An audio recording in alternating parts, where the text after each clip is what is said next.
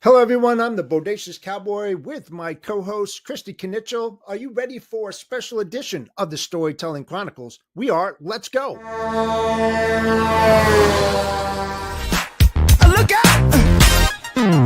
Pop, it's showtime.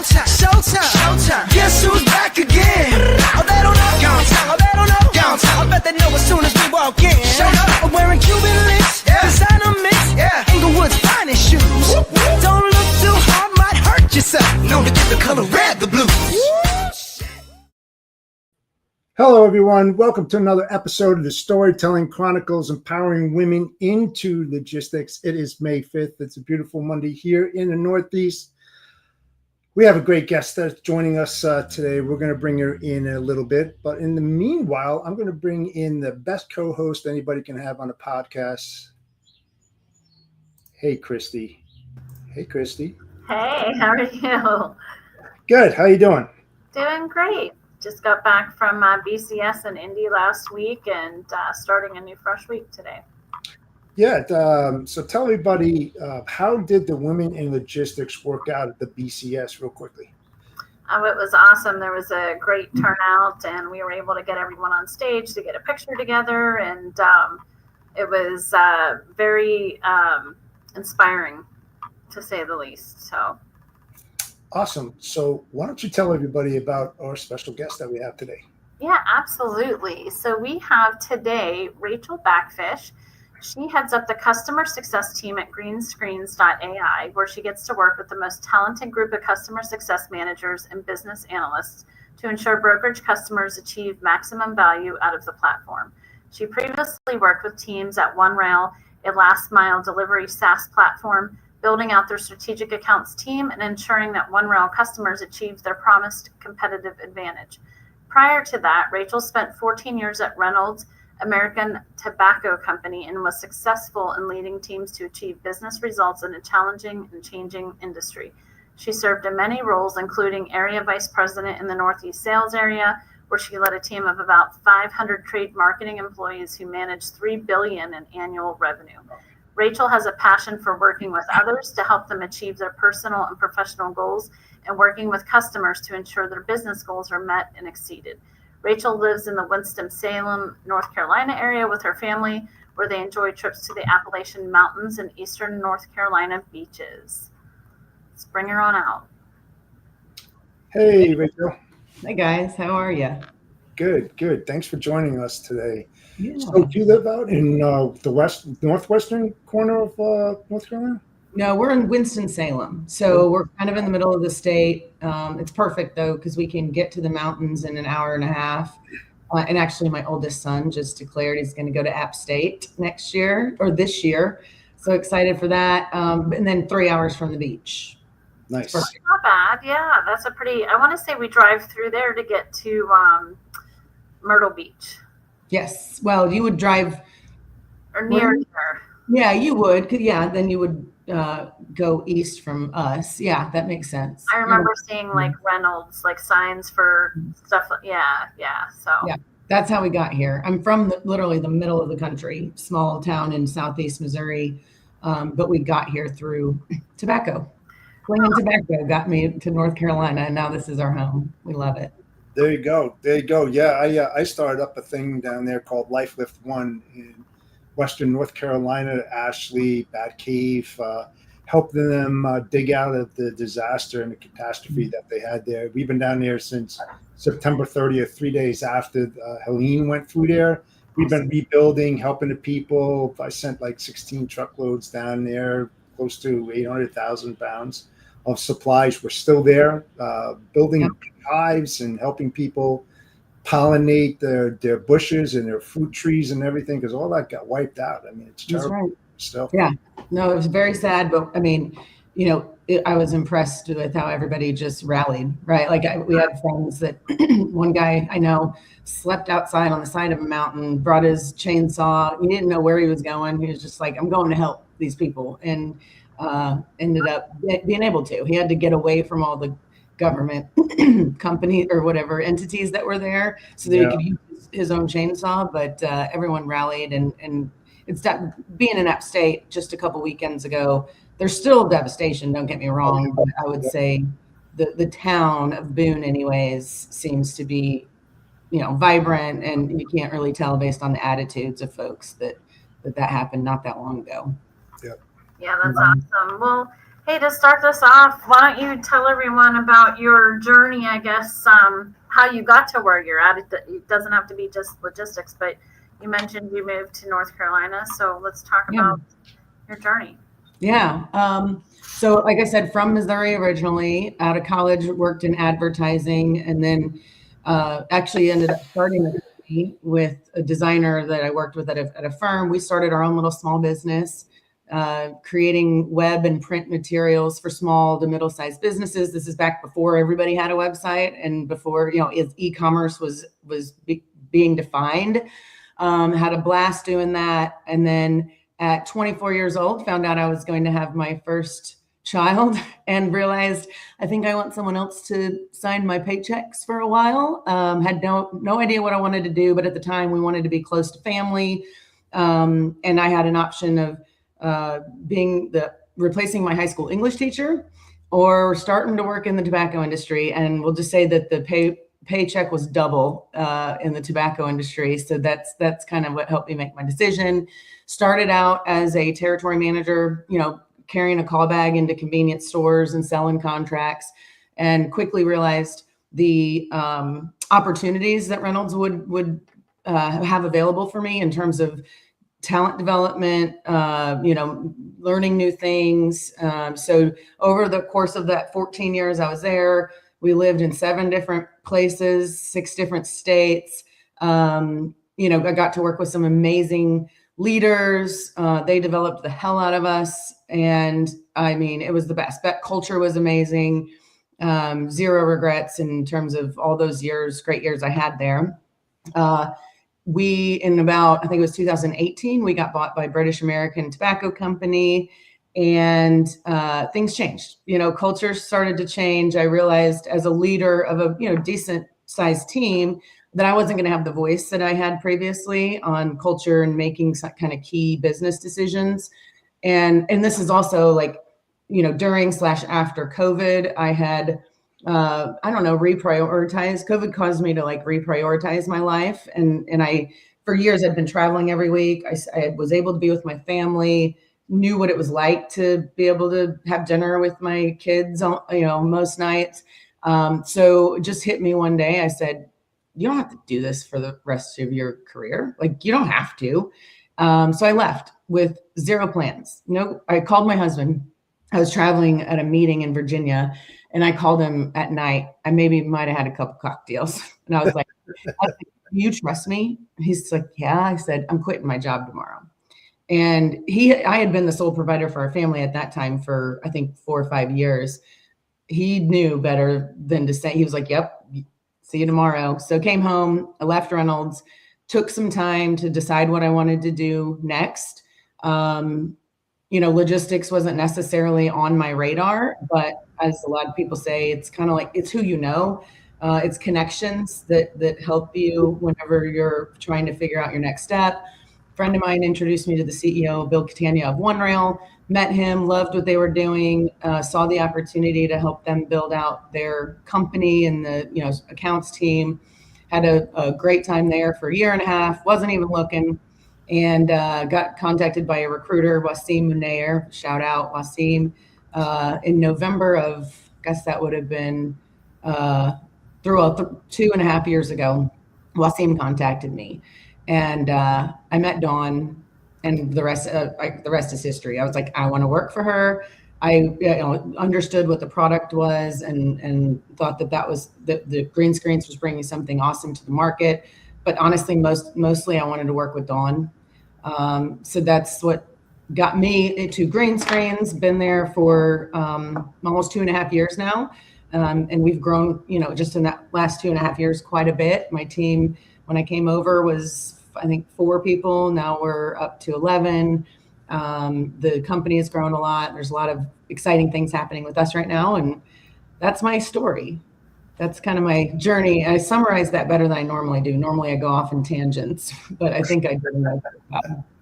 Yeah, no, that's a pretty good narrative that you just laid out there, and I'm interested to go back to Reynolds for a quick second. So you talked about their culture and the way that the leadership trained you, like from a talent standpoint.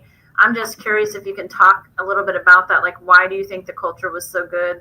How did the culture become that way? And what are some of the things they did to help train you? Well, it's leadership. I think culture of an organization always has to be first defined by leadership and then supported and built by everyone. When I started at Reynolds, we had a CEO named Susan Ivey. She was female, pretty big deal, right? Who had started as a territory manager, the same job that I was hired in for. She started as and worked her way up to CEO of a $12 billion company. So like that right there for me as a young woman was extremely motivating, inspiring, and knowing that she had been on the same journey in terms of growth and development. That was the first thing that kind of stuck out to me in terms of the culture. The thing they did really well was ongoing training and development, focusing on, it's not about creating a bunch of robots that will go out and do exactly what you tell them to do. But if you develop the people to, in whatever their skill sets are, either leverage their strengths or build on their gaps, then you will have strong business-minded, relationship-oriented people making decisions in their own territories, and that's going to bring the business results to the company. So like, I was encouraged to think of my territory in Southeast Missouri as my business. And, I didn't have to call my boss every time I wanted to sell a different contract or make a decision in terms of what we called the 5 Ps: pricing, promotion, product, et cetera. That mindset was very important. And then they spent a lot of money on development programs for us. So, selling was one of the first, leadership programs I went through as you work your way through the organization. So you got critical selling skills, having difficult conversations, managing people, creating development plans with your employees. Those were all sessions that the company invested in their people to help us be able to contribute more. And then the people they hire, right? So like you can have a really good training and development program, but if the leaders of people aren't consistently training and developing and talking about here's a better way that you might be able to approach this situation, then you're lost. Like I never learned anything in a week-long training class that I just immediately was better, right? You have to practice and have a lot of coaching along the way. I was blessed to work with a lot of just leaders that cared about me and molding me and helping me and teaching me, and both male and female. It is a very male-dominated industry, or was and still continues to be. But I also did work for a couple of really strong females along the way. All those things, and they really it was like everybody your voice was important. And even with such a large organization, we weren't just numbers. I love that. Yeah. Let me follow up on going back to Reynolds. Christy was saying that you led a team of 500 trade marketers. Trade marketing, yeah, that was our fancy word for sales and account management. That's how. So my team in the field, right, was responsible for managing the business contracts with. Think of independent gas station all the way up to Sheets of the world, right? Walmarts of the world. My team was responsible for managing those agreements and relationships with our customers. So you did a lot of traveling. Yep. Me and American were friends. Yep. Yeah, I can imagine that. So let's talk about descaling, right? Because you're scaled up really high. Now you're descaling to a group of 4 that probably going to go up to 11. Yep. How do you bring down your mindset from being so pressured in that environment, and now you're decompressing, and trying to still control somebody with a powerful voice? Because you said if you're working with powerful women, and so you have to have a powerful voice in order to be heard. Yep. Now that voice is kind of silent. So how are you dealing with that? Even though you're being heard, but at a different level. Yeah. So great question. And I had the stint at OneRail, so I was actually an individual contributor for about 6 months before I started building out their team there. It was weird, I'm not going to lie. So I will say I've never lost the go that was necessary at Reynolds, and I don't ever want to. It's honestly, it's in my blood. It's my dad. My dad has been that way his whole life, and he passed that on to me. But so it was weird being an individual contributor. I tried to think about, like, okay, it's performance review time, and I don't have 2 weeks of my life that are just constantly spent on these conversations. Like, just embrace it, because before long you'll be back. Right.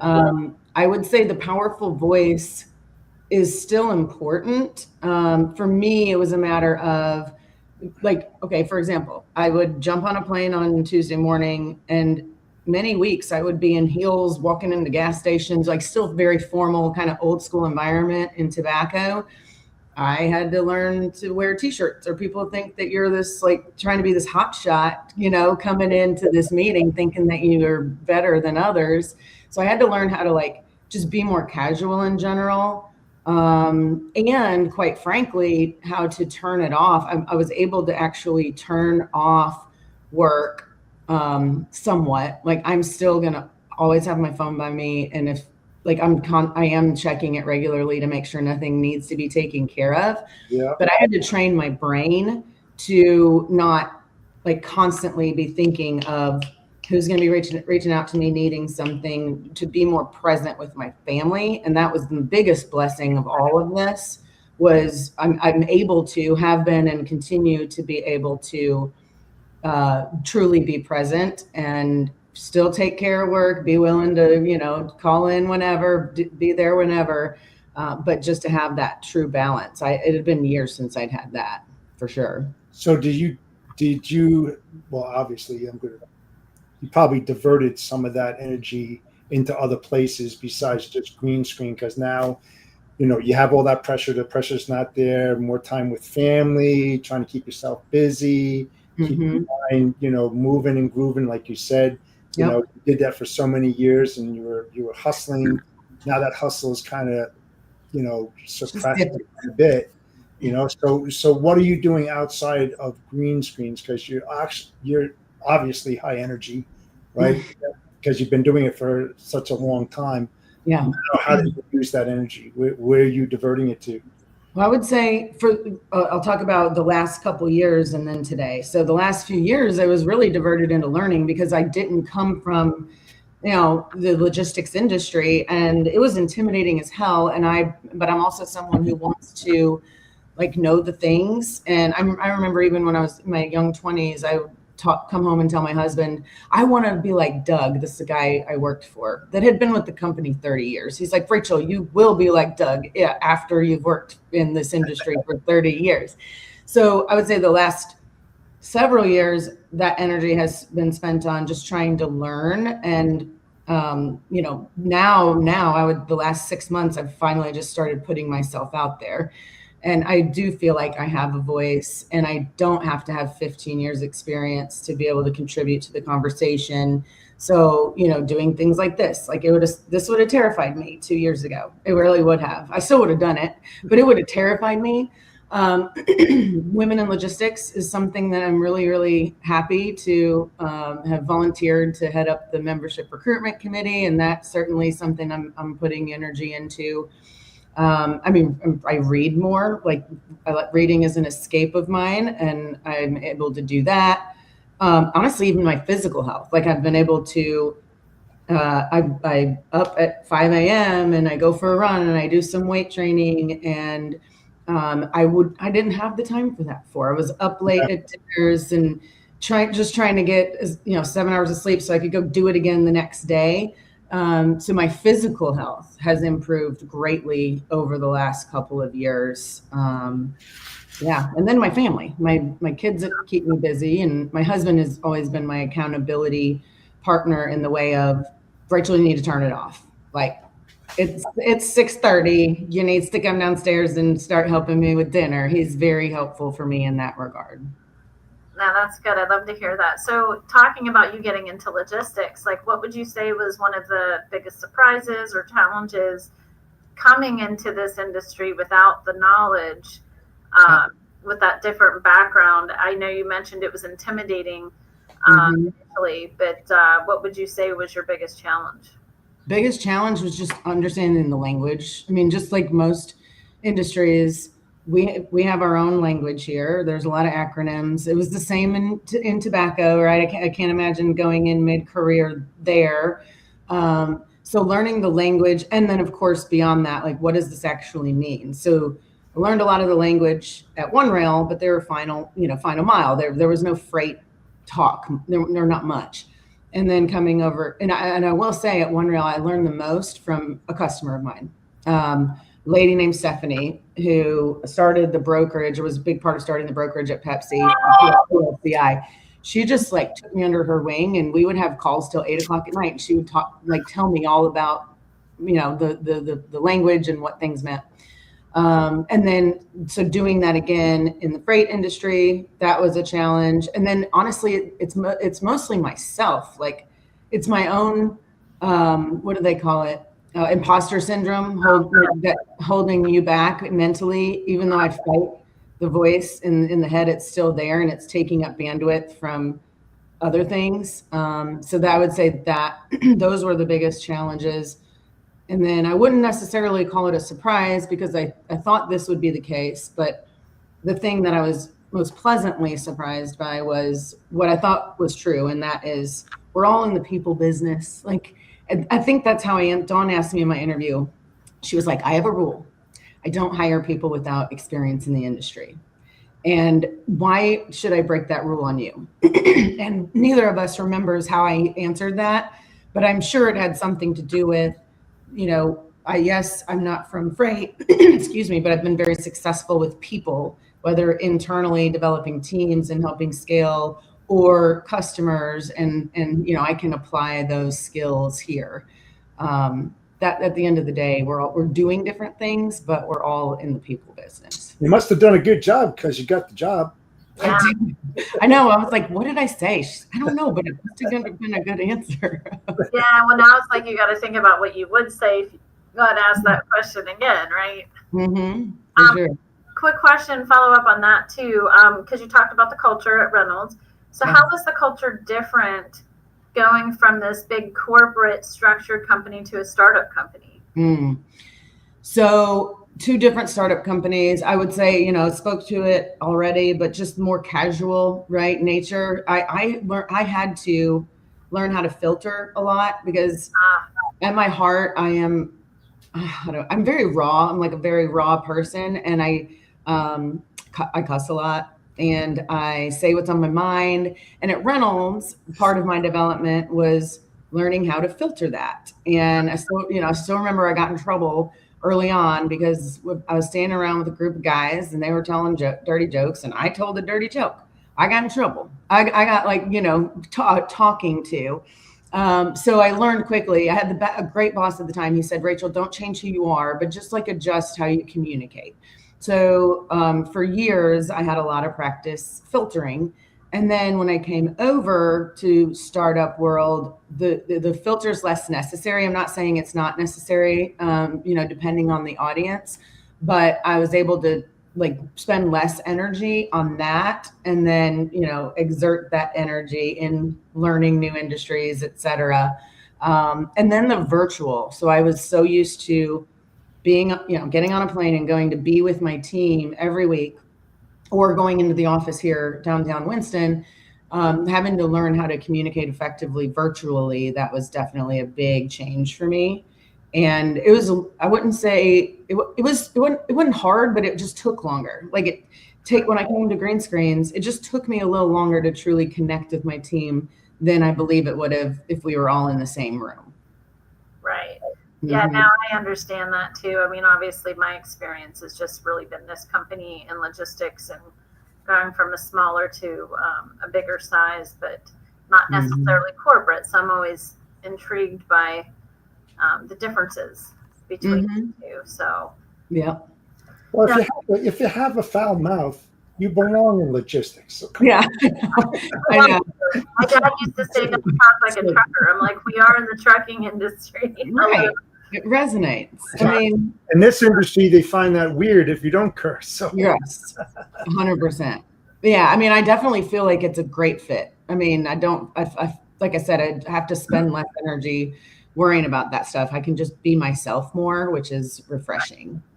Yeah, for sure. So coming from your state of mind, going from a big company into a startup, a different type of culture, not knowing much, what would you say to a young woman coming out of logistics that don't have that experience, that want to get into logistics? What kind of barriers as a woman are they going to face in a type of obstacles? Especially, I mean, Dawn, she's an owner, so there's not a lot of women owners. I mean, I gravitate towards women owners like Christy, big operation, very impressive and stuff like that. Or like Shelley Simpson at JB Hunt, exceptional women that do exceptional things and level up, all over the place. That's just two different people. But someone that's coming into this industry, knowing that it's male dominant, what do you say to that young woman coming in? What do you say? I would say, I mean, find your people fairly quickly, and it could be male or female. I mean, I've definitely have a lot of both. I would say, first find your people, find those that are going to support you, help, after a meeting, ask you, hey, what are the things that you want to know a little bit more about? Maybe you didn't understand everything, but you were afraid to raise your hand. Let's spend some time talking about those things. That was huge for me. It was just having those people at the beginning, and then, all the way to now. That's critical. And then more than anything, it's trust yourself. Like, don't get in your own way. Talk back to the voice in your head when you're going into a meeting and you're the only female and you don't have the experience, and you could be silent and, kind of take notes, or you could trust yourself and know that you have something to say and talk back to the voice, tell it to shut up and be yourself, because that's what will build. It's like, once you build that foundation and you shut that voice up, you keep building on that foundation every time. Okay, I have more confidence now because I contributed in a meaningful way. Next time you're likely to do it even more. Those are the things I would say. Talk back to yourself and find your people. Yes, I always say find your tribe. Yeah. People. So another thing I think that's critical and important, customer success. I mean, that's what you're leading up. So when other companies are cutting back, why do you feel that this is such a critical piece to these companies, especially in our space? I do think some of the larger companies out there really have gotten away from that, where I feel like that's an advantage for my company, because I believe 100% it's everything customer focused. So can you talk a little bit about that and why that's critical to you in your business? Yeah, I mean, that has always been a key area of investment at Green Screens. And like I said, Dawn, all of my CSMs have 10, 15 plus years of actual brokerage experience. So they've sat in the chair of our end user, which is super critical. And yes, we have seen other tech companies, especially in the market the last couple of years, just either completely get rid of or shrink customer success to almost nothing.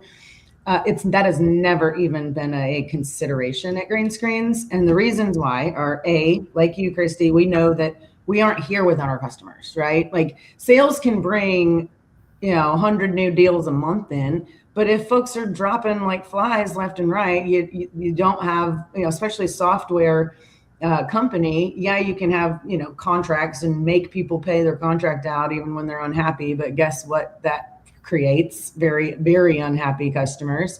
So I would say we put the customer at the center of everything we do, and we know we're a big part of that. And then secondarily, I would say we don't have a product that all I need to do is teach you how to click a couple buttons and we're golden. We have a product that requires education and ongoing training, and we're always looking to add, new functionality and products. So it can't be a one and done, or customers will either fall off or it just it's stagnant. And this is a space that is growing exponentially, right? Ever since I've been in freight, it's been in a recession. And there are also, I don't even know the number, but probably like 5 times more tech options or more than that for companies out there. So we have to remain competitive, meaningful, and prove that the value of our platform, or else customers are going to look elsewhere. Like broker budgets are shrinking, tech options are increasing, and we have to stand out and be. And as a broker out there, that's one of the things I'll say. I've never seen so much tech in my life, other than the last few years come out, and all these college students, I give them credit, right? But they're like, what's a problem we can fix in this space on tech? And I'm just like, there's so many companies trying to do that. But I was on a panel with you last week, and one of the things I did bring to light was the fact that I do feel like a lot of tech companies, they do all this upfront selling, sell, get you in, and then you never hear from them again once they get you sold. And I think that that's a mistake. And I do know some of the tech we have, for example, I know one of the tech systems, they'll have an update and it'll pop up. I guess I found this out today. This is why I'm bringing it up. But it'll tell the user like, oh, this is new. And then it has like a YouTube video, which I think is great. But then you still need to reach out. I think personally, I feel like that's the one thing that's missing from some of the companies in tech. So to hear you talk about the customer experience and the success. So do you guys have something where you do follow up with these customers once you onboard them and you're having these constant conversations? Because I will say the tech companies we're dealing with, you don't really see that too often. Yeah. So, I mean, we try to never lose touch. So like we go through implementation and we're talking weekly or even more. Once we're implemented live with the customer, we're usually still talking weekly. Then it'll, over time, we kind of let the customer gauge the engagement that they prefer. But so I would say on average, after a month or two, we might move to biweekly and then monthly. But we try to talk virtually to our customers at least once a month. And, even if there's no like hardcore, we don't have a new product or anything, we still get on how are things going? Tell us what your thoughts on market are. Most importantly, we're looking at the health of our platform's performance. That information is available 24/7, but we like to review, hey, here's like how we grade ourselves and what are the things we can do to be better. We're in the data business, so it's great. We do a lot to clean the data up front before we even, or as we're building the initial model. That doesn't mean that stuff's not going to sneak through. So It's very important for us to have regular communication so that we can keep data clean for our customers and our scorecard looks good. And after that. Yeah, we used to send out postcards basically saying, how are we doing? Because what we perceive is happening isn't really reality, and until you get that back, because you think you're doing really great in one area, and then all of a sudden you read a response from your client, you're like, like we missed the whole boat. We missed it. Yeah, we do NPS surveys that help us and to the end user. And what we found is, you learn something. And there might be a company and we have a great relationship. Everything when we do have our check-ins is perfect. But there's a user that's not happy, and we need to address that, right? It's not someone we ever speak to, but it helps us identify, hey, there's someone there that isn't utilizing our platform, and we don't want it to get any worse. So we're going to go after and talk to that individual. It's like re-engineering, instead of looking at the good things, look at the abnormalities and then work backwards, to find out what those problems are that a lot of tech people out there don't. I'm going to say it, Christy, you're right. There's so much overlap in the industry, but there's also a huge lack of practical experience that have worked in the trenches to build these tech machines. out there because they've never even worked on that side. They come out of school, they might come from MIT, they might be whatever, and they start building, here's what we need to build. But that practical experience of working in those trenches and doing it before you build it, that's the difficult part. Yeah. I was going to say there was a player in our space that went out of business, and that was one of the things that was talked about on the leadership team, the fact that there wasn't anyone with a brokerage experience on that team, truly like building out that business. And the other thing, I want to go back to you working with that user. One of the things I found even in my own company, you always tend to find people, instead of saying they have a problem, they find a workaround. And they don't technically bring it up. And I don't understand why people don't just say, hey, this is an issue. How do we fix this, instead of just finding a way around it? Yep. Yeah. I love, my favorite days are when I'm on a brokerage floor.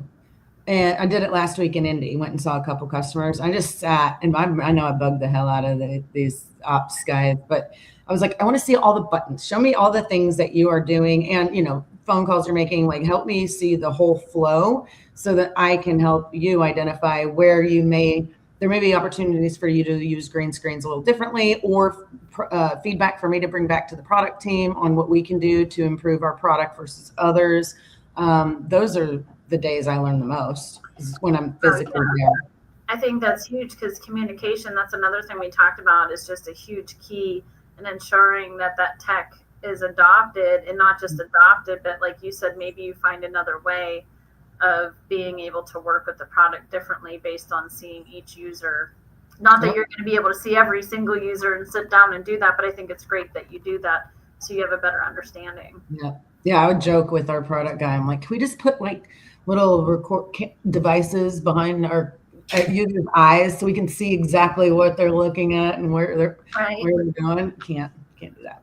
Well, what would be, I guess, to wrap up on the customer success, but like, what would be a few best practices you would think a logistics company should adopt to deliver real value to their customers, or anyone in the logistics space in general? Yeah, I mean, from a tech company perspective, continue to invest more in customer success. That is where I think the sustainability of a company like ours lies.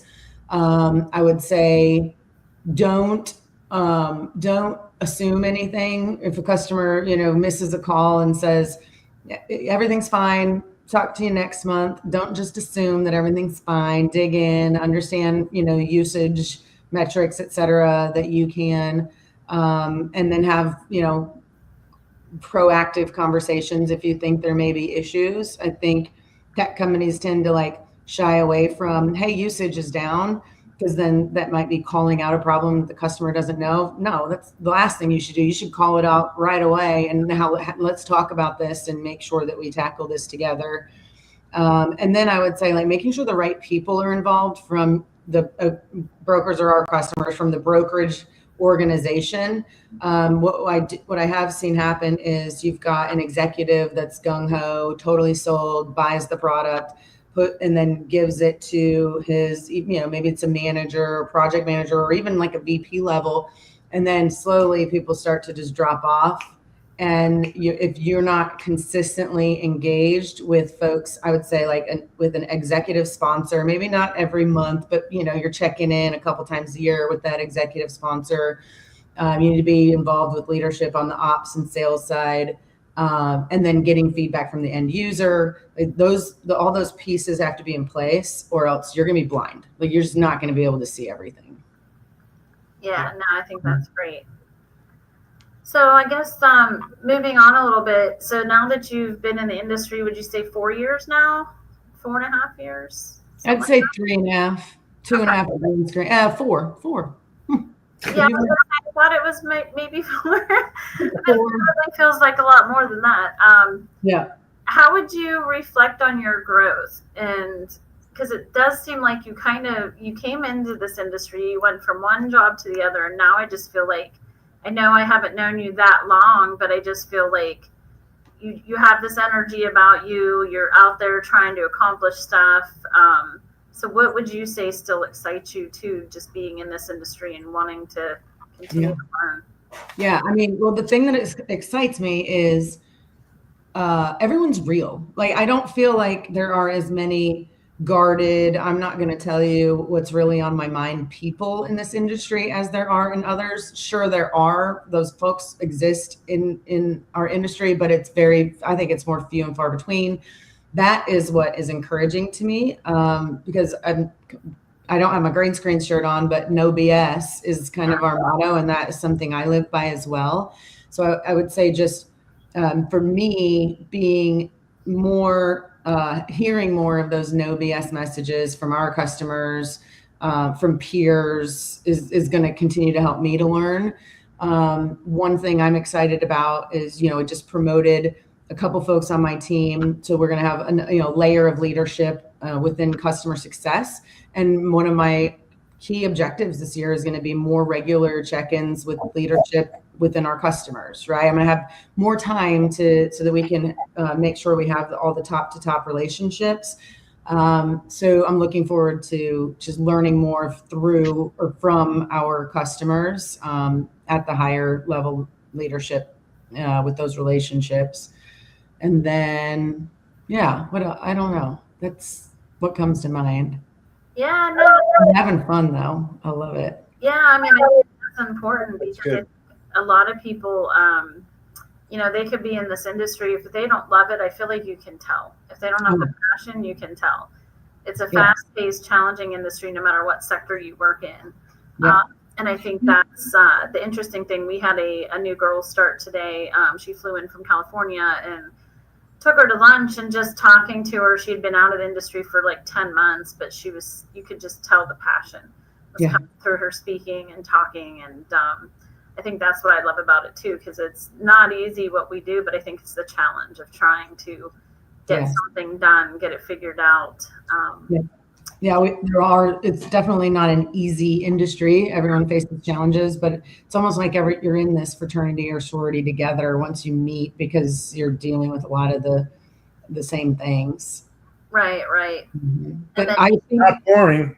It's not boring. Yeah. But I think leaving Reynolds and reinventing myself also taught me that life's too short. So if for some reason, which I don't expect this to happen, if for some reason I stop having so much fun, and I'm just not happy, guess what? I'll figure it out. I'll figure something else out. I don't plan on it, but I think having gone completely out of my comfort zone and figured something else out has given me more confidence on that front. That's the word, the optimal word. Being uncomfortable. If you can be comfortable being uncomfortable, this is the business for you. That's so true. Yep, that's so true. Yeah, we talk about that all the time. And I know you brought up imposter syndrome earlier too. Do you feel that still creeps up on you, or do you feel like you've gotten okay? I was gonna say it still happens to me. So it will till the day I die. I'll probably be on my deathbed, saying something about, I wish I knew more about this. And I think that's just human nature. And I think it happens to men and women. I actually spoke to a couple men last week that we had honest conversations about imposter syndrome. It's just human nature. And I don't want to not have it. I feel like if you don't have it, then you think you know everything. And then you're probably not someone who knows everything. Yeah. And you're probably not someone I want to be friends with if you think you know everything. Yeah. So I think it's healthy. A good amount is healthy. Yeah, actually, that's a good way that you put it, because to be honest, I think you're absolutely right. And a person who doesn't feel that and thinks they know everyone, you're going to see that ego or personality is going to be different. Yeah, I think people pigeonhole themselves from cradle to grave. They get locked in. You can't be successful in the logistics industry if you have that kind of mindset. You should know a little bit about a lot of things from cradle to grave, whatever type of logistics industry that you're in. Don't be afraid to ask questions. There's not a stupid question, because the more you ask, the more you learn. You have to be a sponge in this industry. I've been in for 45 years and I learn every single day. If you're not learning something new every single day, you're going to get lost. I mean, look at the technology from back then to now, and 6 months from right today, that technology as we know it is going to change again. It's revolving, just constantly revolving. So you got to be on top of your game if you want to win. And back to people, same thing. Yeah. People are always different and changing, and ways you communicate are changing. So you have to be able to evolve too. Yeah, I call what we do.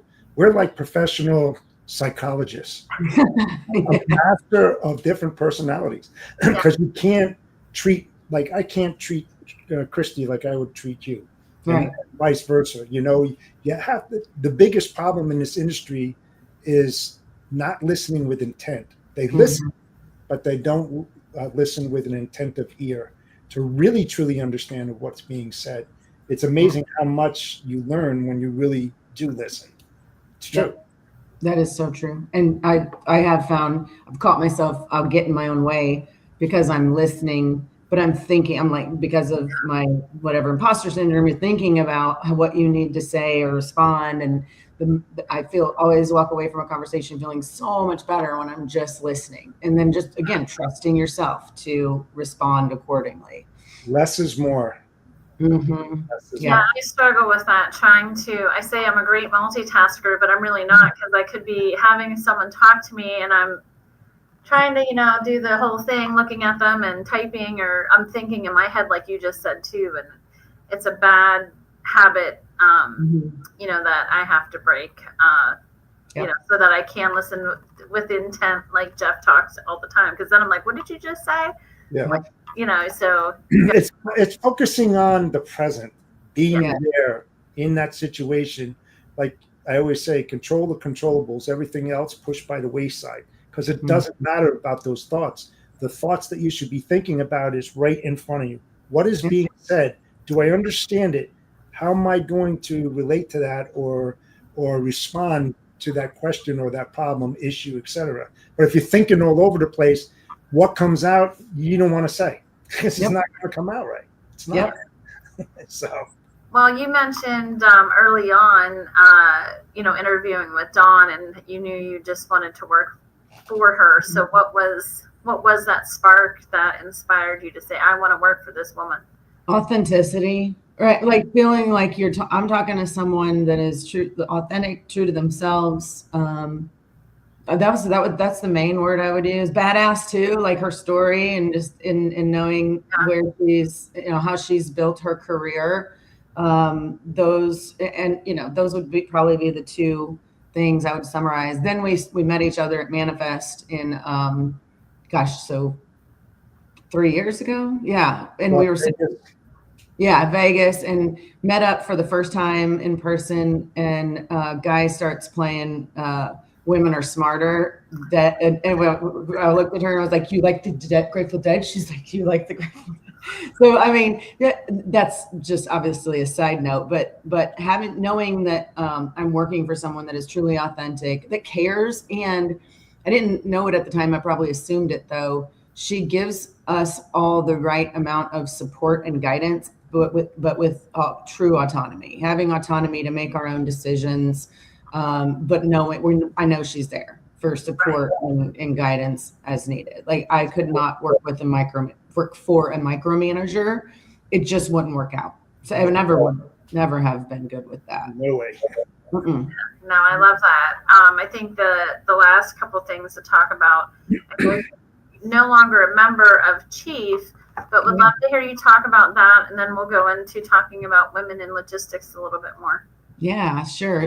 Joined Chief a couple years ago when I was at One Rail, and the co-founder there said, hey, you want to do this thing? And I said, sure. I've always been keen on networking of any kind, but I do love, getting strong females in a room and talking through what we're all dealing with.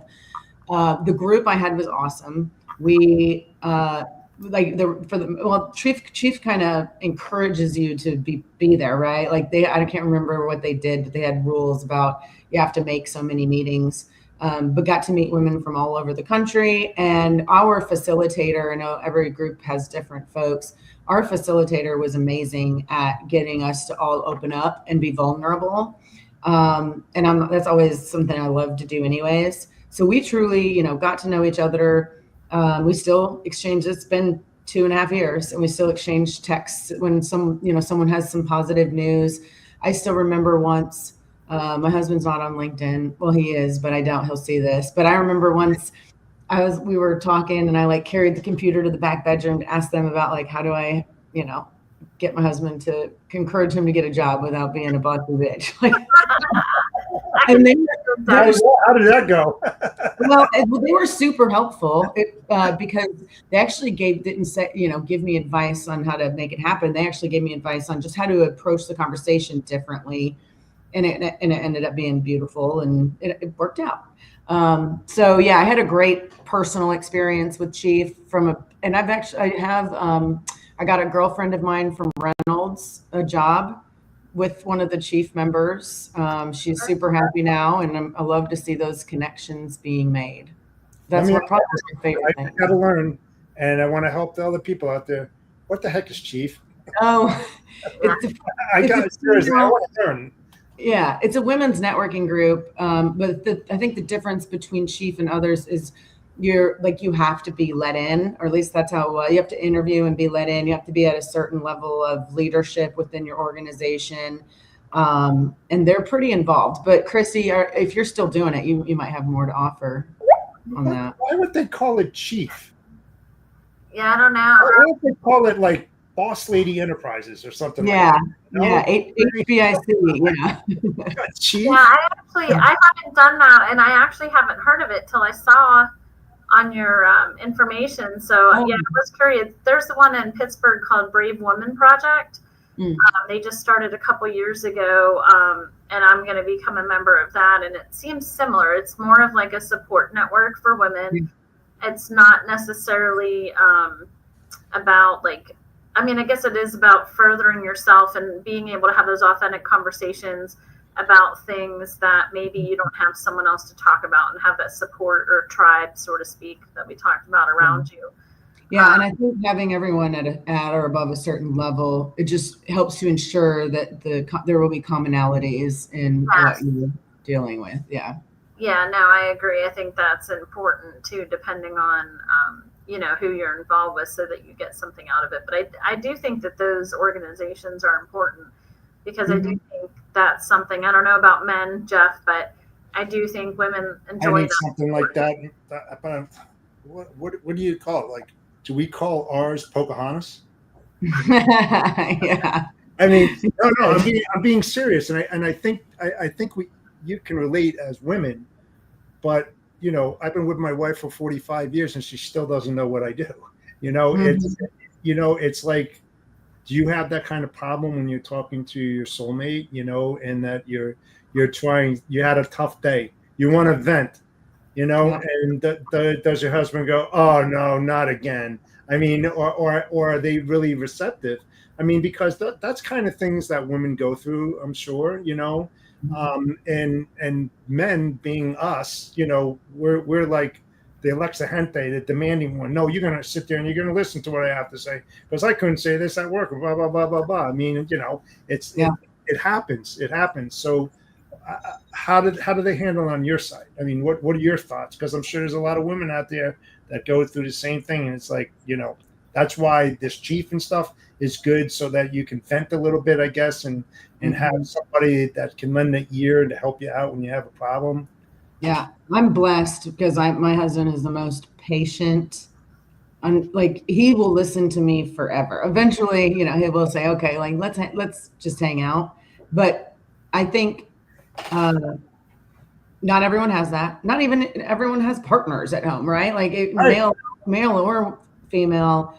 Not everyone is that blessed. So I think it's good to have both. Like my husband, I could say whatever the heck I want to him. I've known him since I was 15 years old, and he knows me. He knows how I think, and he knows how I internalize. So that's helpful. Even though he doesn't know the industry, he knows me. Yeah. So it's good to have both perspectives, someone that understands the what, and then someone who truly understands the who to help you.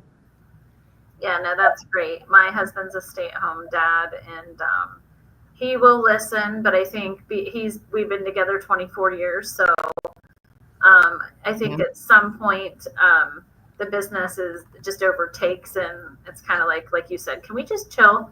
And, kind of, because again, like he didn't have a whole lot to talk about, right? It's more about me coming home and spilling all the stuff that happened throughout the day and hope that he understands, right? What I'm talking about. I have to get it out. Once I get it out, I'm good. But like he knows, there's a certain 5 minutes. I just need to get it out and then I can kind of move on. But it's worth it to let me get it out. Yeah, no, that's awesome. Mm-hmm. So, Jeff, are you still able to talk to your wife about it, even though she doesn't know what you do? Oh, my God, yes. I mean, well, let's put it this way. And it's funny. Maybe you'll laugh at it. I don't know.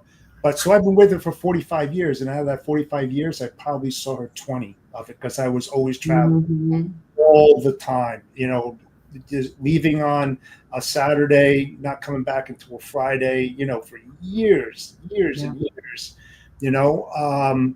but it's difficult, because it's like we tend to carry on. I do, I'm sure there's a lot of guys that can relate to me, but it's like you just want to keep going and talking about it, and it's just like, try to relieve that stress because the higher level you get in, I mean, like you, Rachel, you had a high level responsibility in Reynolds, and you had all these people that were on it. So you had a lot on your shoulders. So you had to get that over.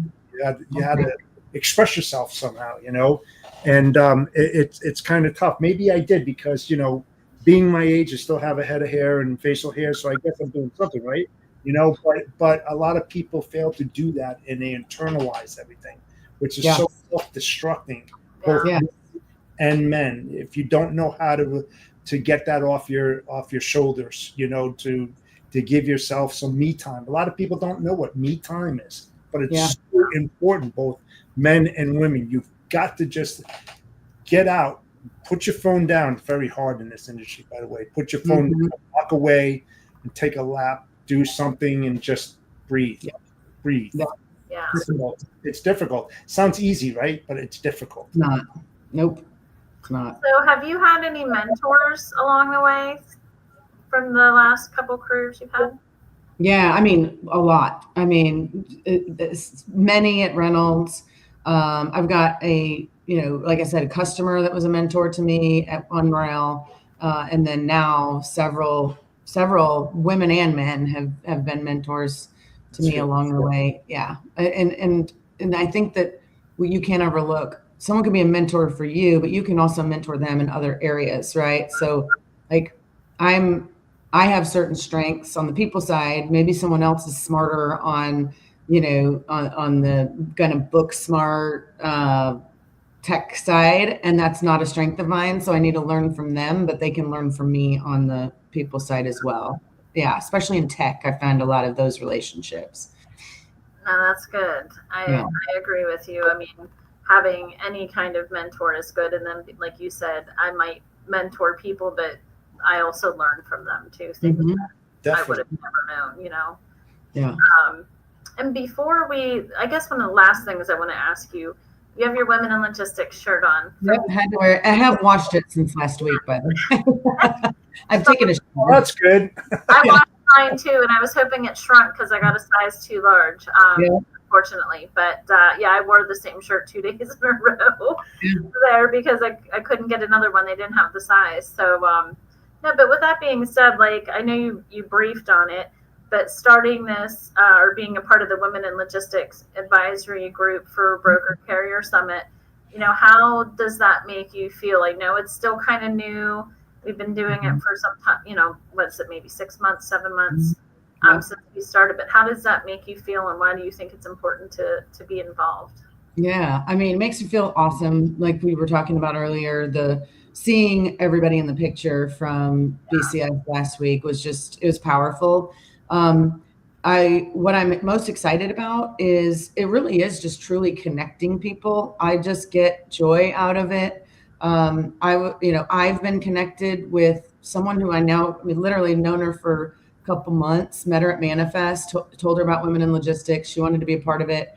And we've become great friends. Like I love her and she loves me and it's amazing. Got to see her last week in Indy. And so that connection for myself and then helping others make connections. after last week on Friday, I got a message from a woman that owns a carrier company, and she was just like, "Do you have any advice for me on how to connect with brokers?" And I was like, "Well, first of all, I probably am not the person to speak to, but I'm going to introduce you to 3 brokers I know in Indy." And everyone was super excited, and she was super grateful. And I'm hoping it leads to fruitful relationships for all sides. But yeah, just building that community and those connections that are meaningful. It's not just like something to put on your LinkedIn, but they're truly meaningful. That's what I'm the most excited about. So let me ask you both of you, right? When it comes to the Broker Carrier Summit, where do you want to take the women in logistics area? Like, what's your next feat? What do you want to accomplish as a whole for women who are thinking about coming to the Broker Carrier Summit, and what they can expect if they join the WIL? You know, have you created, you know, your plan for the future, and what does that look like? Yeah, we have a vision and mission. I don't mean to step right in, Christy, because you're part of the family. Yeah, you go ahead. I want you to talk. I mean, we're all about empowering women, empowering each other. And I mean, there's, you know, we have a lot more words in our mission and vision statements. But what I would say is, I had a conversation today about my friend that I love was looking for the panels that she wanted to attend, and she wanted to go take pictures for our Women in Logistics LinkedIn. And she had a hard time finding panels that had females in them. Even in our like BCS Women in Logistics, world, she didn't have a lot that she could go take pictures of that actually had a female in the panel. So like, we're going to challenge the team at BCS to make sure every panel has one female. And we're going to help by providing to the BCS leadership, here are all of our members, and then these are ways in which they can contribute to the conversation. So I'm excited for just elevating, to me, the vision of elevating female voices, because we all have something to say, but just giving more of those opportunities. It's going to be well, I'm in your corner, and if I can help you get to that point, I will definitely do that, because I'm friends with a lot of the board members there. So not a problem. I will help elevate that and get your point. I think one of the things to what you're saying, Rachel, I think part of it, so my panel that I was on with you, like Nick reached out to me. So I'm thinking the way that it is if people want to speak, they're setting up their own potential panels or something like that. But I love that idea, because I don't think any other conference is really doing that. Now, some of them, like Manifest, wanted me to speak a couple years ago, and I didn't go that year, but I know some of them are trying to get more women to speak, but maybe not in the way that you just talked about it, to be quite honest. And that was news to me. And I think that's actually like awesome. I mean, I agree 100%. Like, how do you get participation from the women in these panels more? But I think part of it is people knowing who these women are, right? If they're part of that membership, and knowing who they work for, so what they can contribute to the conversation. Yeah, and they may not be at the highest levels of leadership today. And that's okay. That's okay. That's why I love doing their voices be heard. Yeah, I love doing this podcast, because you don't have to, there's ones out there that are just targeted for like CEOs or high level people. I want to give everyone a voice, no matter what role you're in. People that would never think they would have a voice to come on a podcast and talk. Like, everyone has a story. They have something to share. And that's what I love about it. Yes. So, but yeah, I mean, and as far as like to add on to what Rachel said, I think the biggest thing is really like a place where I think women can go and feel like you can network, you can meet these people. Like, I tried to say hi to every woman I possibly could to introduce myself, because sometimes I feel like you need to break the ice with some of the women for them to maybe feel comfortable, or know that like, hey, you deserve to be here too. So let's talk. I did find it with some women kind of staying in the corner a little bit, or some women by themselves. And again, I would just go up and introduce myself and start trying to talk, so they felt comfortable doing that. So I do think that this is going to become even a bigger movement as this continues to evolve for women, with the networking, education, mentoring, all those things. You weren't at the event, Jeff, but they also Jess Dotson, who we actually interviewed on here too, is on the Women in Trucking board and working together with Women in Trucking to bring a scholarship for a woman, to the Awesome. yes, yeah. So there's a lot of different things in the works. I'm so super excited to see how it all comes out. So here's a challenge for you, and it's a big one, big challenge. As you saw, there were some posts and content out there that women that were getting harassed verbally. The other one too.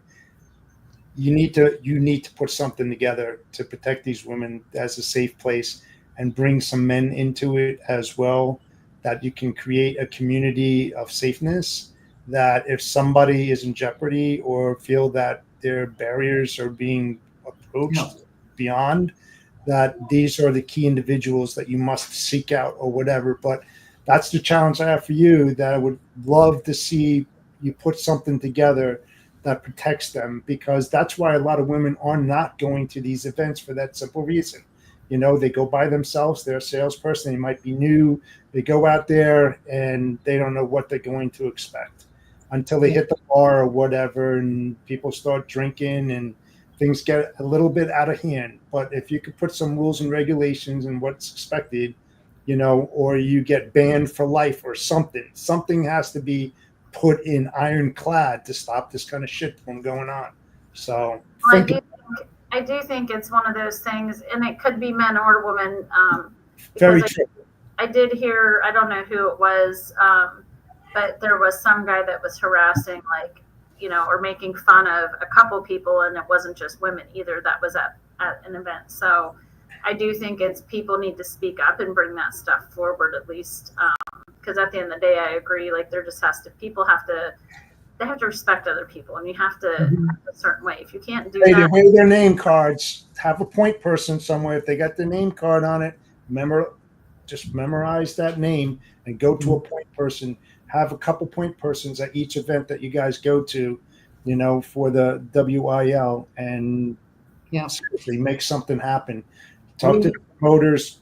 Get some kind of society together, of collected men and women who protect each other. So. Yeah, we had a good conversation about this over dinner last week. And even part of it, how do we educate each other? How do we as women educate, hey, this is what happens when you try to hug me, but you don't know me, just as an example, right? I'm a hugger, so I love hugging, but not everybody is. So, or men even to say, hey, this is what I think is appropriate. Give me feedback. Just having some kind of two-way dialogue that can help clear some of the muddy waters. Some of it's not muddy. Some of it's just wrong. And to your point, there needs to be a safe place to go. But there's also a lot of muddy gray areas too. It's a shame that we have to talk about this. Seriously. Yeah. It really is. It's pathetic. Well, and the thing is, like I mentioned before, this has gone on ever since I came into the industry. It just really wasn't talked about, to be quite honest. Yeah. It was almost like, I hate to say it, but like this hidden secret that for a long time I didn't even talk about the stuff that happened to me. And now I don't care. I talk about it and I bring it up because I almost feel like it's empowering me more to be like, this is not okay. Absolutely. Other people know that it's not. Amen. So it's ridiculous. Well, great conversation, Rachel. We appreciate you coming on the show. Thank you guys for having me. This was fun. Yeah, absolutely. Good way to start the week. Yeah, it's always interesting to learn about other people's journeys, especially since we just met, and being able to hear more about you has just been awesome. So thank you. Thank you guys. Yeah, absolutely. Having you here, and we'd love to have you come back, because it always seems like there's not enough time to really talk about everything, because there's so much more to chat about, right? Yeah. 100%. Cool. Thank you guys. Have a fabulous evening. Yes, absolutely. So everybody, thank you for watching another episode of the Storytelling Chronicles, Empowering Women into Logistics. We'll be back in the next 2 weeks, so make sure that you follow Storytelling Chronicles. We're here on LinkedIn, Facebook, and YouTube, but we are expanding, and we'll get into that at some point in the next couple of weeks. So I appreciate it. Everybody have a great week. We'll see you soon. Bye.